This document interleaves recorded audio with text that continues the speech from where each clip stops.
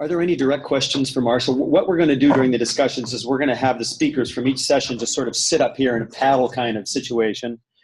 And we will provide this microphone for answers. And then what we're going to do, Becky, we're going to pull those microphones out and pass. So there'll be two of us with mics so we can run to you, because I think it'll be too constricted to make people come up here and stand. We'd like to develop, some sort of audience participation and some interaction among folks if possible. Great. Well, thank you very much. Are there any direct questions for Marshall before we start? Becky, there's a question right there. Oh, she's already? Okay. Hi, thank you so much for your presentation. This is really in memory of Rosalind Peterson, who ran Agriculture Defense Coalition and was a consultant for many years with the U.S. Department of Agriculture in crop loss. And after much investigation, they discovered that much of the crop loss that they were experiencing in California was due to some atmospheric changes with heavy metals from the cloud seeding and geoengineering. Now, sadly, Rosalind Peterson died in February of this year, but I know that she was a continuous force in trying to bring this information forward, and it's been squelched. And we know, again, as I mentioned, Pacific Gas and Electric has cloud seeding permits, and they do spray and use heavy metals. And I'm wondering how CAL FIRE looks at that, if you do look at that, and how you respond to the question earlier about the slash and squirt program up in Humboldt County that's caused millions and millions of dead tan oak trees to just stand there dying. And when the owners of that property, which is hundreds of thousands of acres, has only offered an evacuation route while they continue to slash and gash and use toxins that go into our groundwater supply. And we see these millions of trees still standing. We've been promised, as we know, a new normal, and that fires will become more of a commonality here. I know that as a child at 8 years of age, I had to evacuate from the Bel Air fire. And so I'm aware. And it was horrifying to see ourselves and family running from the fires on the 8th and the 9th, primarily the 9th. But I'm asking you those questions about cloud seeding and about the intentional slash and gash that has not been stopped. And we're all sitting here being told we're at a new normal and there will be many more fires when we're allowing a family to slash and gash these trees in Northern California and the cloud seeding. So I'd like a response to that. Thank you. Okay, from CAL FIRE, I'm not the most appropriate person to answer that question. I do acknowledge the hack and squirt or whatever terminology is used for that is occurring. I've seen it. It's also occurring a little bit in Sonoma County, but I'm not the person to ask for that. And then about the seed, Pacific Gas and Electric, and the seed planting, I don't have any knowledge on that either. So unless some of the other speakers wants to. Well, we've seen a history of suppression, so it shouldn't be. Microphone questions only. Yeah, I did say fuels, weather, topography, right? And fuels is what we can manage. Weather, topography is the other piece.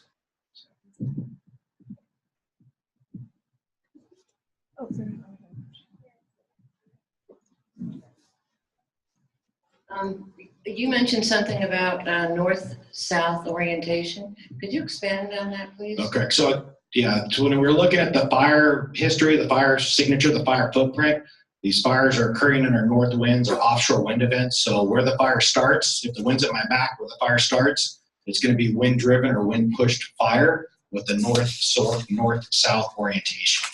So that's what you can look at where fires have occurred, even a term maybe called fire corridors, where fires have occurred and how they lay out. If it's a nice narrow fire, it's pretty much a wind-driven fire. If it's more of an amoeba-shaped, probably more of a fuels or topography influenced or controlled fire, because now it's making upslope runs on the various aspects. But a wind-push fire will have a very somewhat distinct north-south orientation to it. And then the big issue is going to be once the wind lets up, what's going to happen where the fire starts is now going to become under the influence of topography or where fuels are conducive to burn. And love others to answer too, yeah. One thing about the interesting about the wind-driven fires, and we make these maps, fire hazard maps. You've probably seen them maybe. And we try to maybe look at the wildland urban interface and such. We use weather for those. We've always used weather, like 95 percentile weather, kind of bad weather. But I think people are beginning to think about how to actually incorporate more of these things that Marcia talks about, these wind events that seem to be coming in corridors, and they seem to be recurring. I imagine people that are going to be working on fire hazard maps in the future are going to really think more about potentially mapping these wind corridors. Where do they occur? Let people know, am I in the corridor? Maybe I'm next to one. Maybe I'm not, right? So I think that's one thing we're probably going to do a little better on, is thinking about the wind events. And as he's shown you, there's so many places we see reoccurring fire with orientation. Maybe we can put that better into our fire hazard assessments so people can get a better idea of these events and how they might respond to them. So I also had a follow-up question about wind events. My recollection, at least from the past couple of years, is that a couple of these fires occurred under conditions that meteorologists a few days in advance had predicted as, we have an accurate prediction of there's going to be a very high dry air, high wind event, extremely high fire hazard, and if we have a couple days warning at least sort of regionally of very hazardous conditions, are there any actions we can take to sort of mitigate ignition under those conditions when we do have accurate predictions? Yes, I would say yes, there is. I know there's talk with utility companies about shutting down maybe power grids on those days. I think it's already occurring in Southern California, and I've heard Pacific Gas and Electric is also talking about that as well. So yes, it's true. Red flag warnings, Ryan Walburn, Monterey National Weather Service Office, we've spoke. They do know, usually they might know 7 days out, but they technically can't use that word red flag warning until 24 to 72 hours. So it's a 3-day lead up. So yeah, we do know. Now we can do things like maybe people shouldn't mow on those days, no campfires on those days. We can do fire use restrictions as well, no weed eating. Maybe that's the reminder to go, hey, go clean your gutters out. Fill your tank of your car full of gas so you can evacuate, check on your neighbors, get everything lined up in case you do need to evacuate. People are also talking about pre-evacuating where you leave well ahead of a fire. The thing about fire, I talked about the binary. It's not just if it burns or doesn't burn. We don't have like a Richter scale or a way to measure a magnitude of a fire. But I'm telling you, from that red flag warning on October 6th when I saw it, that would have been like the category 5. It was, elevation didn't matter. It was 0 feet way up. And I don't know if most people saw that or knew that. In hindsight, I don't think we're going to forget. And that's one of the biggest things we need to do is make sure the next generation doesn't forget. But some maybe scale of how bad, what's the severity of the red flag? Unfortunately, red flags are based upon fuel moisture, fuel conditions, and certain criteria for weather, sustained weather, not just 1 or 2 hours alone. So how do you say it's a worse than worser or a borderline event? And then sometimes we cry wolf, it doesn't surface, doesn't materialize, people get complacent, and so now there's been complaints about actually doing things prematurely as well. So I totally get what you're saying. I think that's where we need to go. I'm just gonna add one more thing to that. And you mentioned, that might be a good time to go clean your gutters. Tomorrow we'll have a speaker, Yana Valakovic, who's going to talk about kind of the home level of preparedness. And I think there are some things, and maybe she can call that out when she does her talk. There might be some things in those days before a major wind event, covering your vents, doing some things like that that could increase your chances if a fire does happen. So it'll be good to hear from her tomorrow.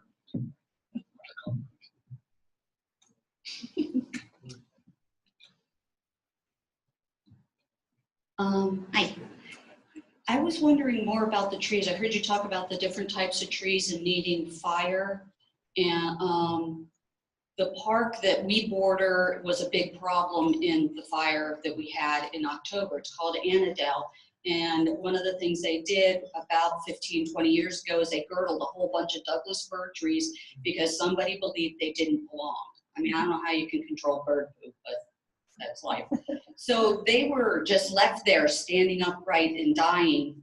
And, it took them pretty much the whole month to get that park to stop burning. I mean, the fire was just horrible. And we've lived next to that, and my husband grew up next to that, and they've always done the fire abatement every year, gone 50 feet out into the park, even though we're not supposed to, but yet we still lost everything.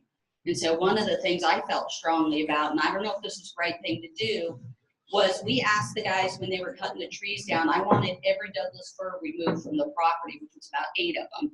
But of course, they were well over 100 feet tall too. But I said, you know, I don't want any candles because I saw what was going on in the park when we ran. I mean, it was unbelievable. Does it help to vary your trees, what you have? You know, some that'll go up easier, some that won't, or is it just the bloat stuff? Well, that's a great question. Annandale is a place that I've spent a little time myself.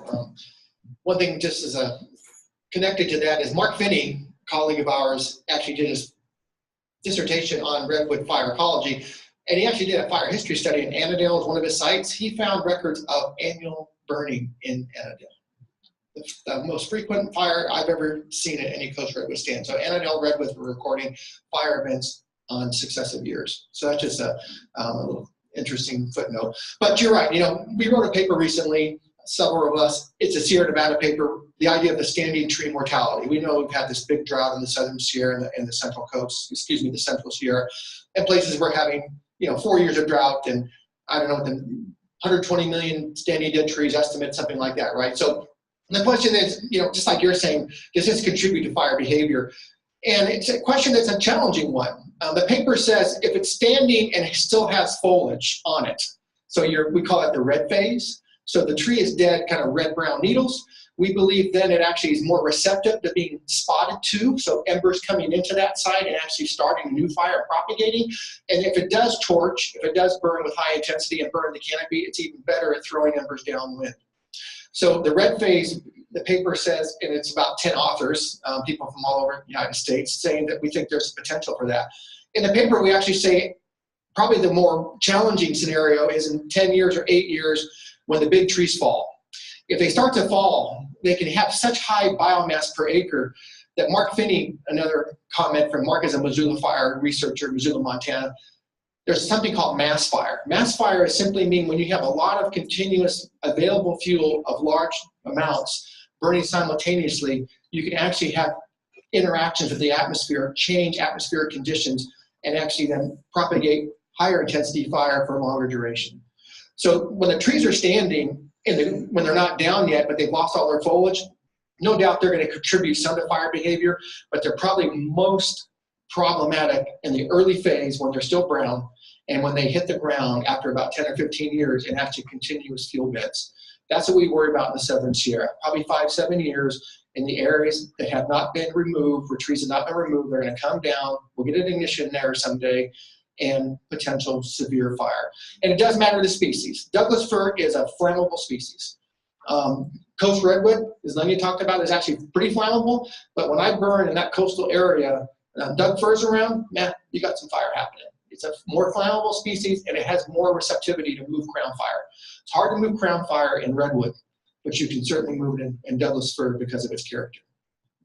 I just want to give Scott a reminder, when you manage for one species, you just gave a talk on this a couple months ago, that's a problem as well versus the whole ecosystem. So you manage this for Doug firs, or in that case, I believe it was for the oak woodland habitat to kill the Doug firs is why they did that. You need to look at the whole ecosystem versus maybe a single. Yeah, then looking at a single species management style. You could add something. I was going to add something. You can also, I just want to add to what Scott was saying is the work that's been done on tanbark oak and its effects on fire severity show exactly the same thing. Increase in vegetation burn severity when the leaves are still on the trees, and then when they fall and the trees come down, then they start killing redwoods because of the severity of the fire from the heavy fuel loads. There's a question right there. Yeah, I had a question about if there's any new insights or information on maybe the connection between the spread of sudden oak death and fire suppression. Yeah, so I take this question one way is if we cut a tree down with a chainsaw, it has sod spores on, then we go cut another tree in some other part of the state, leading to causing the problem, or has fire exclusion, fire suppression, more trees at risk of getting sod because more stems per acre, trees being closer together, you know, the more leaf litter and that such. Yeah, so I don't know scientifically. I'll just mention one thing. Max Moritz, actually, I'm not sure if Max is in the room. He might be. Max is another fire researcher. And one thing he did, he actually took coast live oak litter, took it into the laboratory, burned it, and actually took the smoke and exposed the sod organism, so the pathogen. He actually showed in the laboratory that at one life stage of the sod organism, the coast live oak smoke would kill it. And in a lot of stages, it was resistant. So that just was one interesting just laboratory study that looked like that even some stages of sod, potentially from smoke from coast live oak leaf litter, could actually reduce the pathogen. But that was just a study that he did in the laboratory. I thought it was interesting. Yeah, I was just going to add that, I mean, I think you're right from a general perspective. You know, sod takes advantage of moist conditions. And so stand densification and, you know, building up deep leaf litter, and that's all kind of the process. We call it mesification, or, you know, the site becoming more moist. And I think generally that would be more hospitable to the pathogen. But I don't know that we're actually seeing scientific literature coming out that's proving that, or at least I haven't, but I think conceptually you're right on in that way. Okay, there was a, who's next? Okay, yep. Yeah, the night of October 8th, when the fires started, many fires started in many different locations. And I just want to know, what has been your determination of the ignition source, not just the dry weather and the hyacinth, but what was the actual ignition source of all those fires in so many separate locations, basically all at the same time? Yeah, so for areas where CAL FIRE has jurisdiction for investigation and suppression, there's been no release on the causes. So everything's technically, I believe, I know it is still under investigation. I believe City of Santa Rosa has released some of the causes, and City of Santa Rosa, the representatives are here. But all of the areas CAL FIRE that has jurisdiction for investigation, suppression, it's still all under investigation. And the reason it takes so long, it takes maybe perhaps longer than a year, is they have to look as part of the scientific method all the various possibilities. And as new tips and theories come forward, they got to address those before they can give an opinion with certainty what the cause of the fire is. So that's all occurring as we speak. Great. Next, Steve. There's this concept of the fire season. But last year, the Thomas Fire, the largest fire in California history, occurred in December. So I wonder if there's a fire season anymore. And then a related question, Marshall, you were talking about a bad afternoon. But of course, those 17 wildfires on October 8th ignited around 10 at night. And I understand that the humidity was quite low. So I'm wondering whether that was a factor of climate change, whether this idea of a bad afternoon also has to be replaced by a much larger window when serious wildfires can occur. Okay, so on the first part of your question about fire season, CAL FIRE is, even though there's a fire season term, it really is a year-round fire season because of the diversity across the state. So we use the term fire season, but you're absolutely right. It's a year-round fire season.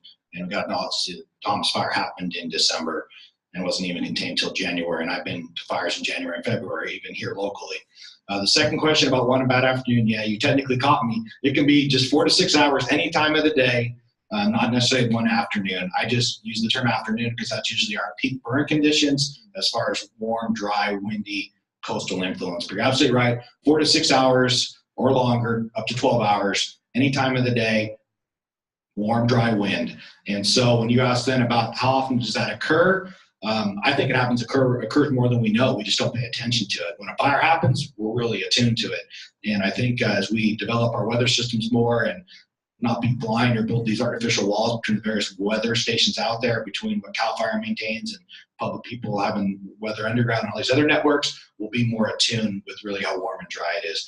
But I believe at the top of my head, I want to say the RH was down around 2% that night. We saw the Vision Fire 95 was 5% right on the coast. I know during the Valley Fire and the Hurricane Linda impacts of that, there's weather observations at the Sea Ranch, I think of 8 or 10% relative humidity on the bluff, 80 degrees. And that wasn't in the afternoon, that's 10, 11 at night. So you're absolutely right. These events do happen, and it's not just an afternoon, and the term fire season is a little outdated. We've got time for one more question. So someone probably already has a mic. Well, wherever the mic is, that's going to be it. There you go, sir. Okay, we can do 2. We'll do, ma'am, you can go 2. We'll do 2. Go ahead, sir. Question, Dr. Stevens, can you speak to California Bay Laurel, the fire regime for it, and sudden oak death, and a lot of management practices are clearly favoring Bay Laurel. And is it a climax species or a fire truncated climax species? It's a great question about Bay Laurel. And we know it vectors sod very well because it gets a leaf infection but doesn't die, but very effective in moving that sod to like coast live oak and even to tan oak. I think it's in that mixed severity regime. You know, I think it doesn't have a lot of ladder fuel, doesn't have a lot of continuity in a lot of the crowns, but it does produce a lot of leaf litter and quite a bit of biomass. So I think it has the potential to burn under severe conditions and actually loft embers and contribute. Probably a little more flammable than coast live oak in my experience. Maybe Marshall has seen this plant in action more than I. So I think it probably, from a standpoint of fire behavior, maybe increases potential for fire behavior, but the one that burns the most severe in that system is tan oak, live or dead. Tan oak is a species of my experience that burns much more severely under both bad weather and moderate weather. So I think that species is even more problematic. Yeah, it's hard because a lot of it's just how the tree's maintained, its age, its maturity, lower limbs. Is it, dead to live ratio is the scientific term used in fire behavior for it. But yes, I would agree based on my firefighting experience with that analysis. I was just going to add, I have an interest in Bay too, and up in Humboldt County, it's something our office, we talk about a lot, and I think it's something that's really taken advantage of fire suppression. And I don't know, I've had conversations with landowners who have said they've really seen it spread. It's coming out of these little moist pockets where it was able to kind of seek refuge, I think, during more fire-prone times. And I think it's spread quite a bit, personally. Yeah, shade tolerant, I think it's taking advantage of a lack of fire, personally. Okay, there was one more. Amanda, you had the microphone. Go ahead, and then we'll take our break. Yeah, I have a question about, in a lot of the fire areas, sorry about my voice, my allergies.